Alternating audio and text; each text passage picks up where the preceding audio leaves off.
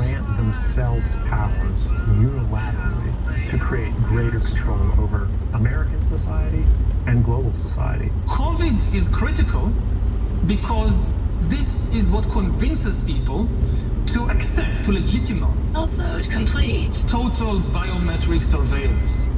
It's always the data. It's the crack cocaine of Silicon Valley. We are already living inside the architecture of totalitarianism. We need not just to monitor people, we need to monitor what's happening under their skin. I know my husband is not vaccinating people and putting a microchip in their arm because that technology doesn't even exist and he's never uttered the words out of his mouth, so. Microchips and tracking devices are embedded in the...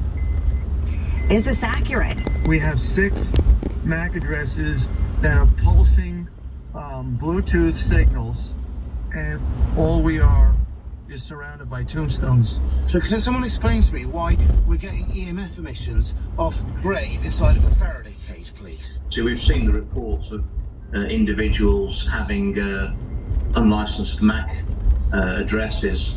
I've seen evidence of that myself. One of the requirements that it just changed the entire course of the conversation and frankly my life, that's when lipid nanos came into the conversation. From a technical perspective, if I can retrieve data, I can send data. DARPA calls it transhumanism. I mean, can you hear what I just said and not want to just step away? Way back in 1778, the Continental Congress unanimously passed America's first whistleblower law. I did this clearly at my own jeopardy. It recognized the duty to give the earliest information to Congress of any misconduct, frauds, or misdemeanors committed by anyone working for government. The information I'm presenting is made as a protected communication under Title 10 USC 1034 as a whistleblower. 246 years later, whistleblowers have an incredible record of changing the course of history. I wish I would have met you. In late October of 2019, I was approached by leadership. There were 5 clients and there was a vendor in the room. The vendor was BioNTech. I couldn't see your so face. Alright, I want to start off by giving all praises. Let me say Barakatah Yahweh, Barakatah Yahweh Shai, Barakatah Yahweh, Barakatah Yahweh Shai, Barakatah Yahweh, Barakatah Yahweh Shai, Kol Halal Yahweh, Bahashim Yahweh Shai, Bahashim Racha Kodash. Double honors to my apostles and elder bishops, hand great millstone who rule well. Salutations to the Lord's hopeful elect that's scattered abroad. I'm the brother Taza Wolf from the GMS New Jersey camp. And just back at you again with another video. As always, you brothers that if you watch, you tune in to the show. To tune in, you know I push the button and just want to flow and see what the Lord will say, what scriptures he may provide in my mind to bring out in hopes to edify. You know, this video I saw probably over the weekend, but I kind of pushed it to the side. I thought it was interesting. I haven't watched the full video at that, you know.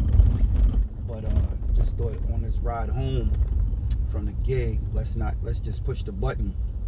So I don't know what the video entirely going to speak on, but you see from what we just watched, you know, you talking about artificial intelligence, you talk about the mark of the beast, which is the micro C-hip, you know.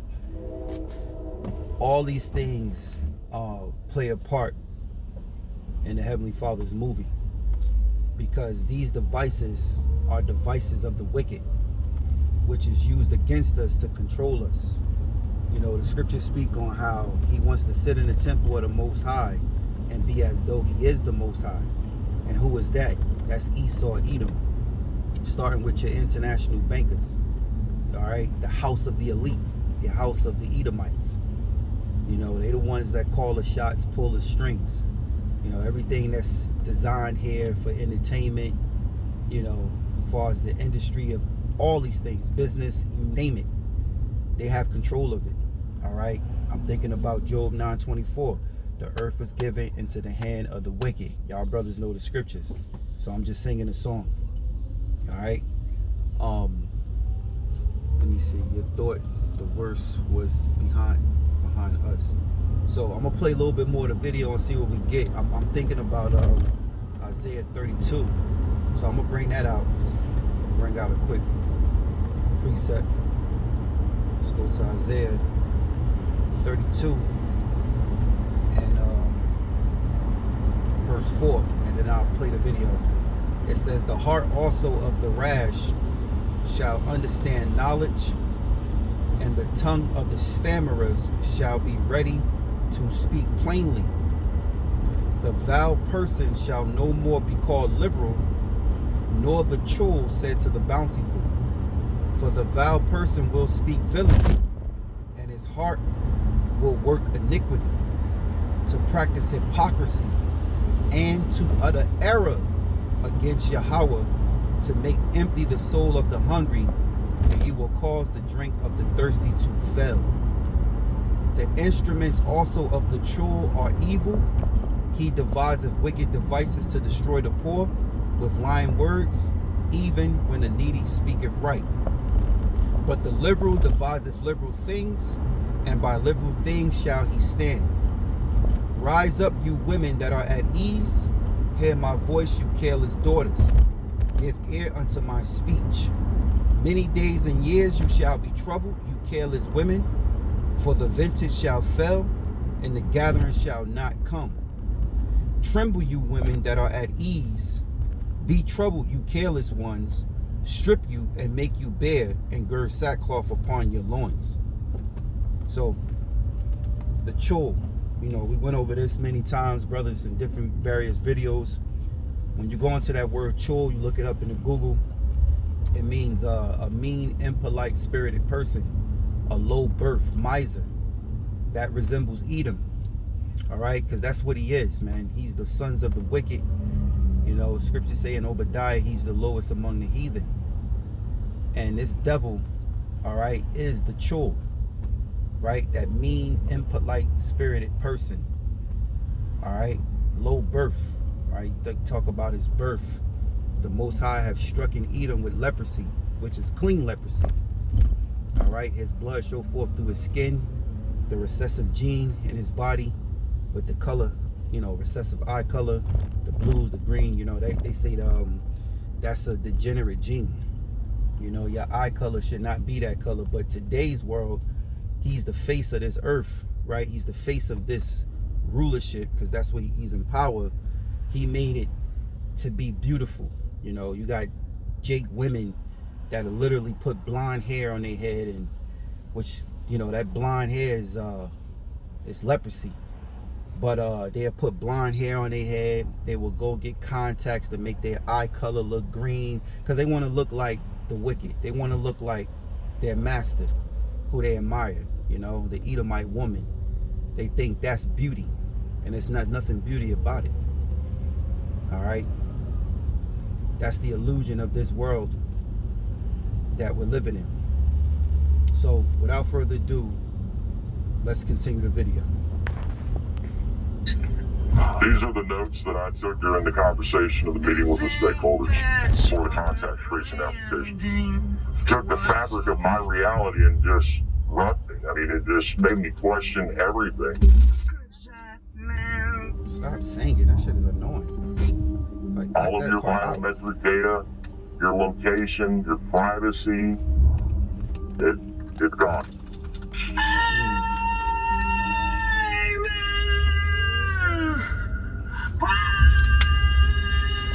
She's annoying as hell, yo.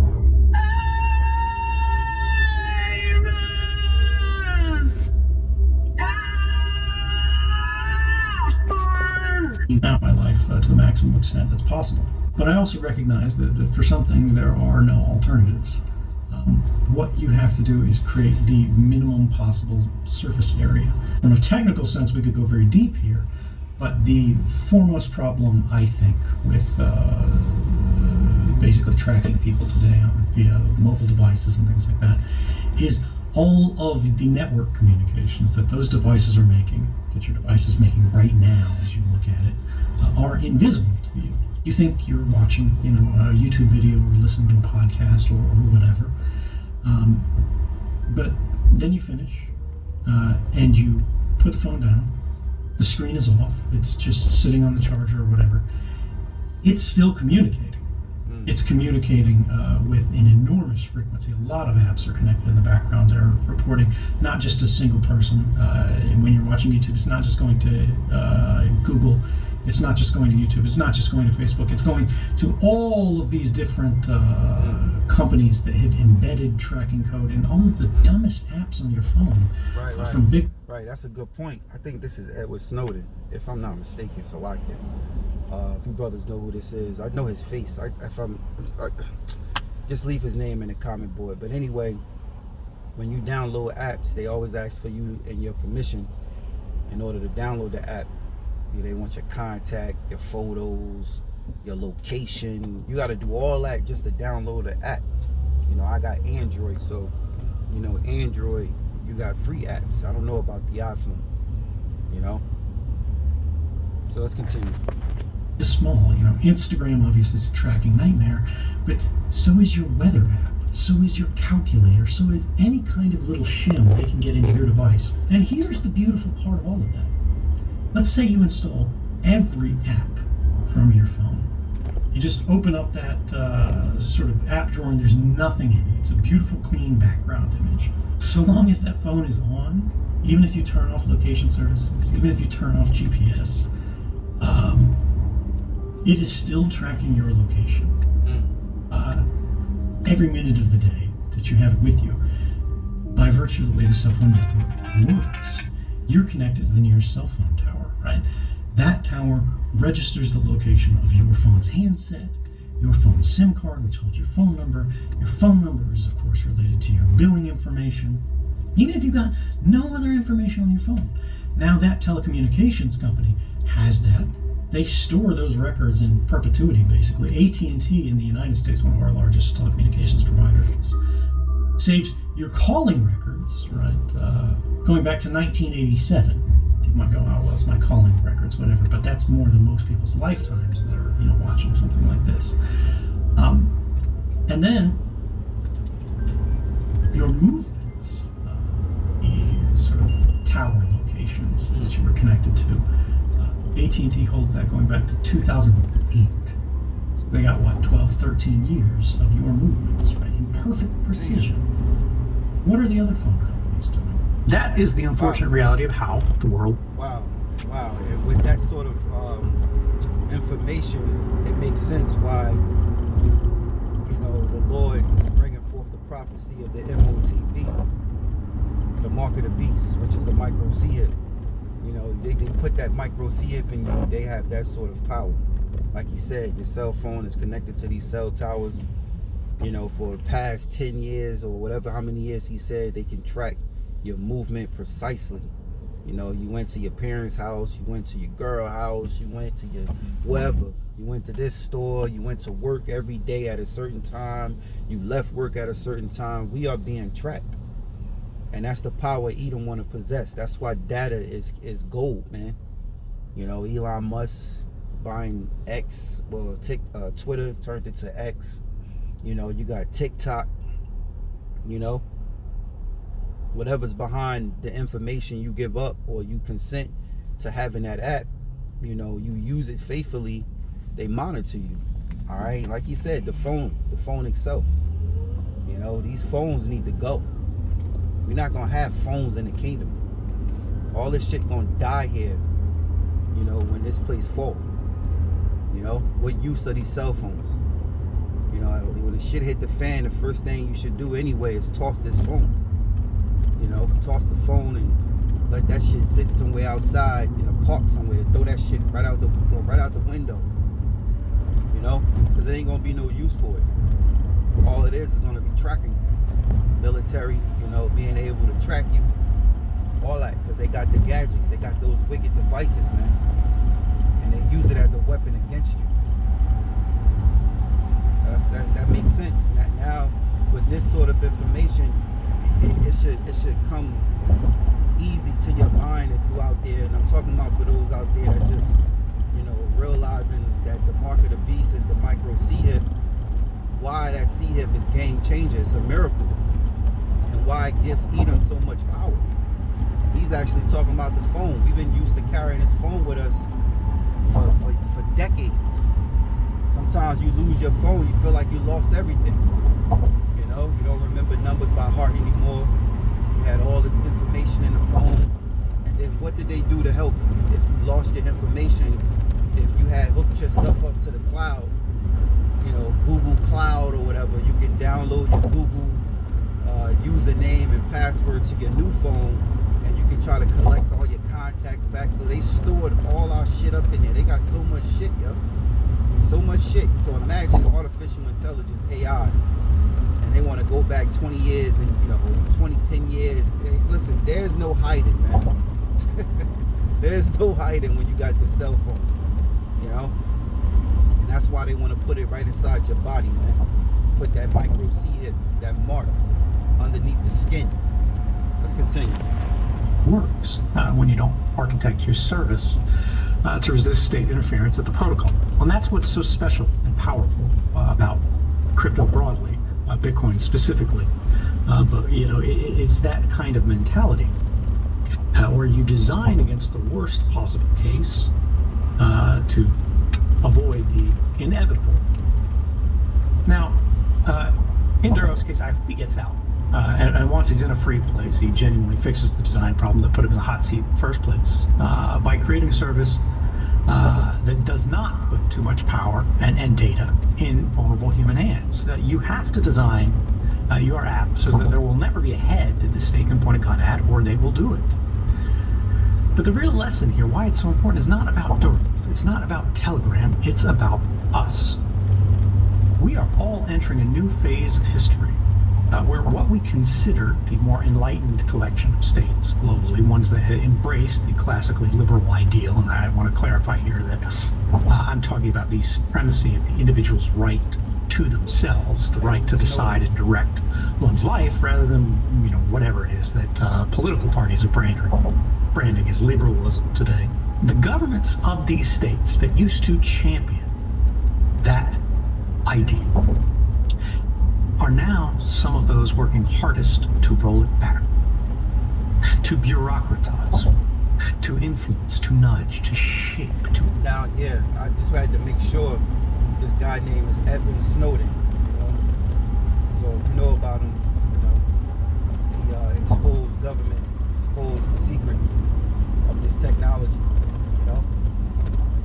So, just play the video. Ultimately control each and every individual within their territory and beyond, to the extent made newly possible by technology. This is not a different story than 2013. This is the same. Now, in their defense, these states genuinely seem to believe that this is the path to utopia, that they genuinely know what is good for you, to a greater extent than you do. Because they're the expert. You know, everyone in this community, you know, knows the means, whether you're going to eat the bugs or whatever. The thing to remember is that this is a story that we have seen play out in history before. You have the experts telling you to go out into the field and kill the sparrows, and now we're in the moment where we're waiting to see what's going to happen next. It seems to me that these proposals are less interested in surveillance than they are in control.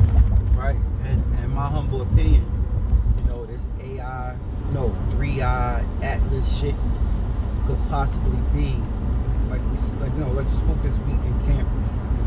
Could be Esau playing that last card, which is that card of the alien invasion. You know, I really believe that card, if it's played, you know, it's just figure of speech. They're using that plan, you know, which has been spoken about for many years now, like Project Bluebeam, and their plan of some sort of alien invasion. It's been leaked. You know, the FBI agent from off of the Redacted show, he leaked it. It's been leaked even before him. You know, apostles, brothers, bishops, they knew about this years ago, man. All right? And in my humble opinion, them playing that alien card will just only force you to use technology. That's why they use it, because the aliens are supposed to be quote-unquote more advanced. You know, and I always think of their way of forcing it is, how do you identify yourself? look like us. They actually said on the fluff news, on the news that government news, man, right? They said that these aliens are living among us. And just last week, I saw before camp, going to camp Saturday, I saw on the news that they were talking about that the aliens had inserted their DNA inside of us.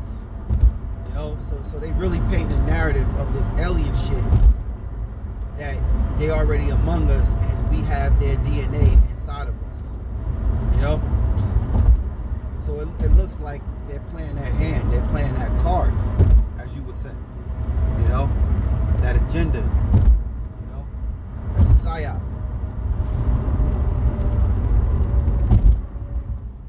So I just wanted to give my humble opinion on that, with that AI shit. I mean, alien shit. And then Yuval Noah Harari, he mentioned, he said it won't be an invasion from aliens from outer space coming from planet such and such. He said the invasion will come from artificial intelligence, AI. You know? And that's exactly what we play along. You know, the new so-called boogeyman will be AI taking over the world. You know, anyway, that's just a humble assessment that I think of sometimes when, you know, according to E's plan, but what we follow is the scriptures, okay? Let me say that once again. We follow the scriptures and stick to the script, all right? Because it's all really through prophecy. You know, the Lord spoke with that 2 Thessalonians, the delusion, the strong delusions that they should believe in a lie. You know, the Most High also sent out strong delusions as well. But when it comes to his men, he gave us the vision to see. He told us what was going to come before it actually came. And that's why we out here to prophesize to you.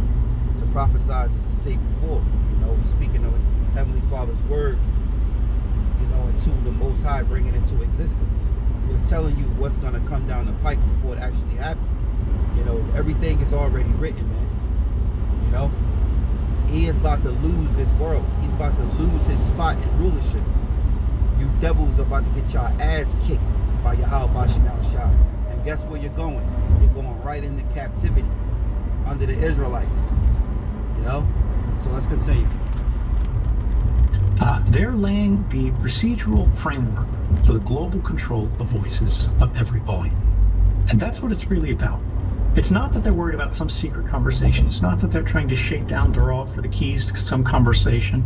It's that they see people talking in ways that they don't like, ways that they consider to be misinformation, ways that they consider to be disinformation, ways that they consider to be socially harmful, that they consider to be structurally undesirable, and they want to silence.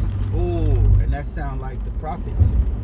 It sound like the prophets. What it says in Wisdom of Solomon in the 2nd chapter. It said we were made to reprove his thoughts. It said he is not. And I gotta get it. I gotta get it.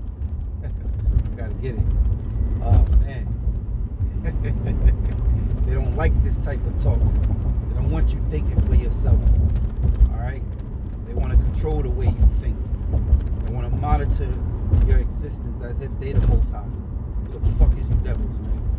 You got some nerve, man. That's why the Lord gonna kick y'all ass. He gonna put his foot so far up y'all ass, man. It's a shame what's gonna happen to you. And so much that, you know, the scriptures say, was this he? Was that Isaiah 14? Was this he that made the earth to tremble? It's gonna be like you never been. The Most High is gonna bring so much destruction upon these devils and this wicked society that the whole world is gonna be shocked, man. You're gonna be amazed, man. You know, and in the kingdom, everybody gonna have an eye on E. This was he who made the earth to tremble. It's gonna be a huge stigma and a shame upon you, man. It's gonna be, you're gonna be ashamed of being an Edomite. I'm telling you. So let me bring this out real quick. Wisdom of Solomon 2:13. He professes to have the knowledge of the Most High. He called himself the child of the Lord.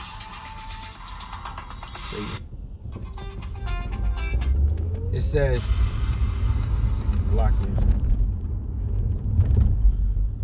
It says,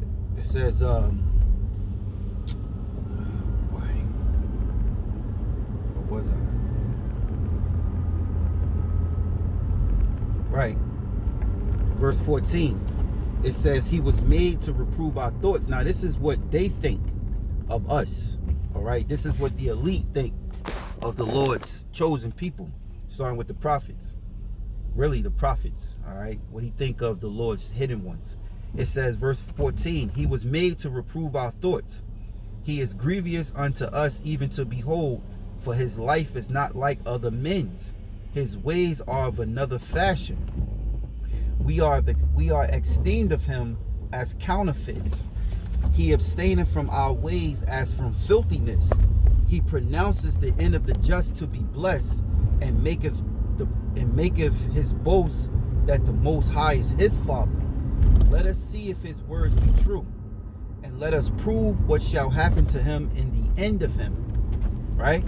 It says, for if the just man be the son of the Most High, he will help him and deliver him from the hands of his enemies. So they want to actually force the Lord's hand, you know, into proving to them that we are the Lord's chosen people. So they want to force the Lord's hand. They want the Most High to make a move, you know, and the Most High is going to make a move because it's already written. He will save us with a mighty hand, man. All right, delivering us in the way of a chariot through Yahushua, and then destroying y'all armies, man. A greater deliverance that's going to triumph over the deliverance we had in Egypt, man. It's going to be greater than that.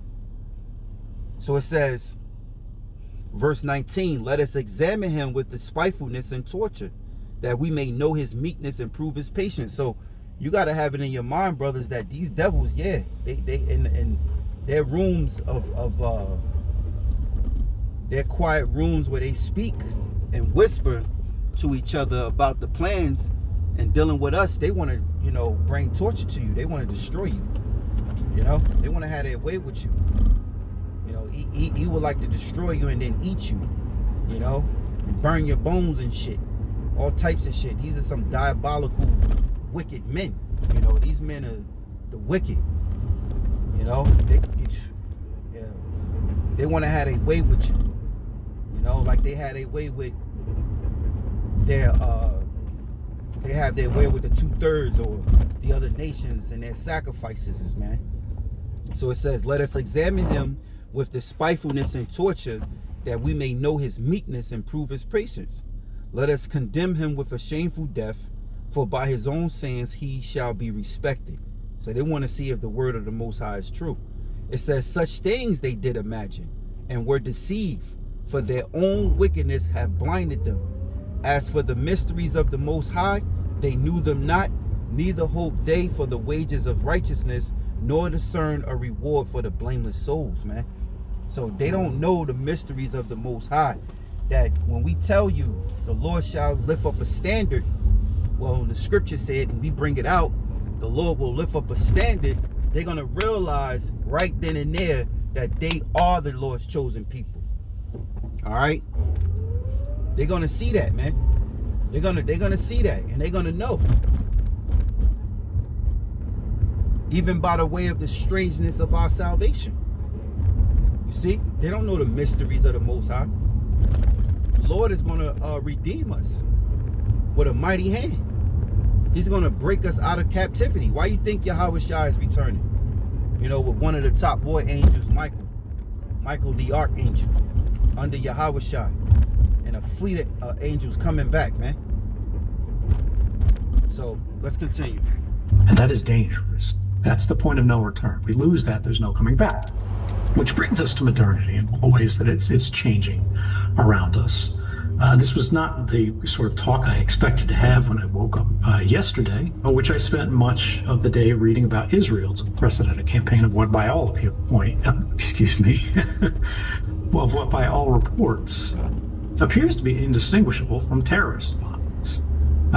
Consumer electronics across countries simultaneously exploded in pockets, hands, faces.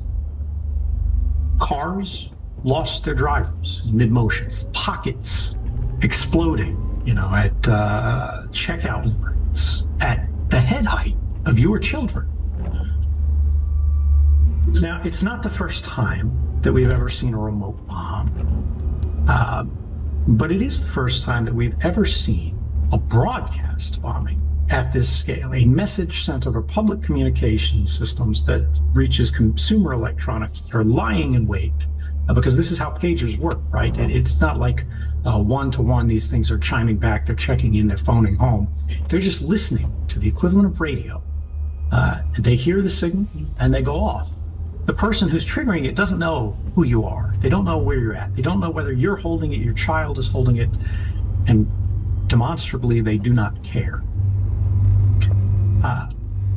You don't need to take a position on the legitimacy of whatever the hell it is today, Hamas or Hezbollah, or any of Israel's targets, one way or the other, to realize they have broken a taboo. It is very, very dangerous for the comfortable life that we, in sort of the developed part of the world, have cocooned ourselves with. Nearly every single one of you is carrying a remotely controllable device on your person that you have not opened and inspected for explosives. You probably can't even open it. And even without the explosives, right, you go, oh, I'm not worried about the Mossad, right? The batteries in your phone, in your laptop, in your electric car, they hold tremendous amounts of embodied energy. And even if it's not going to explode in the same violent way, they can absolutely catch fire. You know, you can go look at a line of them on YouTube. These are things that will not far in the future be able to burn your house down while you sleep, as it's on the charger in the other room at the push of the button. And who?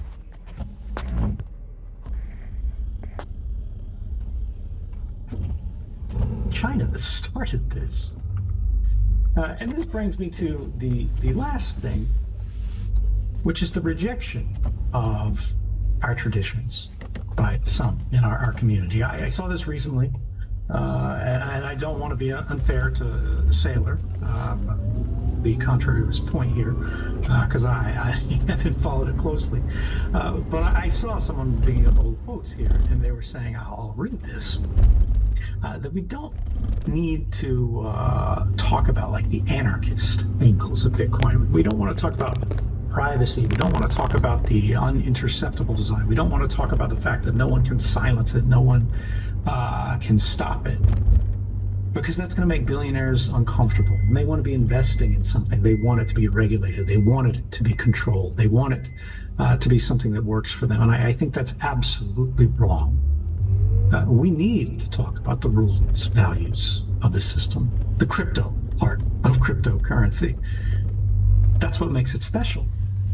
I don't care if it makes billionaires uncomfortable. I don't care if it makes JP Morgan slower to allocate. They don't get a vote. Because frankly, they're coming along on this ride, whether they like it or not. The dollar is done. Nothing stops this train, as Lynn Alden says it. Debasement is baked into our models. We see what's happening with the percentage of currency issuance, the deficit spending. It might not happen this year, it might not happen next year, it might not happen in 5 years, but it's very clear looking at the progress of history where these things end. We are in the age of paper, but it is on the decline. It is coming to the end. It's not about any flag. It's about the method. It's what the system is built on. There is no basis, no strong foundation. So we as a community need to focus on keeping alive the thing that made our currency prosper, where all the others have failed. Alright, so that's the end of the video. I thought it was interesting. This guy name is Edwin Snowden. You probably should know about him, been around for many years. I'm not sure when this video came out, but yeah, man, you know, I'm gonna leave it with that. Everything, let me say, all roads lead to the micro C-hip. All right, the MOTB, which the Bible calls the mark of the beast. So with that, I want to give all praises, honor, and glory to Yahweh, Bahashim Yahushai, Bahashim Racha Kodash. Double honors to my apostles and elder bishops here in Great Millstone who rule well. Salutations to the Lord's elect. Shalom.